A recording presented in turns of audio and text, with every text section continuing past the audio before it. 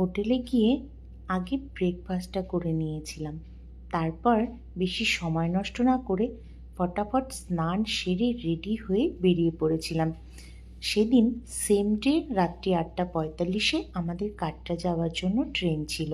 তো হাতে যেহেতু অল্প কিছুটা সময় ছিল, তো ভাবলাম হোটেলের রুমে না থেকে বাইরে একটু ঘুরে আসা যাক। তো টুকটাক কিছু কেনাকাটিও বাকি ছিল, আর লাঞ্চটাও বাইরেই করব ভেবেছিলাম। তো ভেজ হোটেল খুঁজতে খুঁজতে পৌঁছে গেলাম হলদিরামে। হলদিরামে গিয়ে টেস্টি টেস্টি লাঞ্চটা সেরে তারপর এই টুকটাক কিছু শপিং করে তারপর আবার বেরিয়ে পড়লাম হোটেলে যাওয়ার জন্য। কারণ বাইরে যা রোদ আর গরম ছিল, কিচ্ছু ভালো লাগছিল না, ভীষণ অস্বস্তি লাগছিল। উফ, যা গরম! তারপর সোজা হোটেলে চলে এলাম।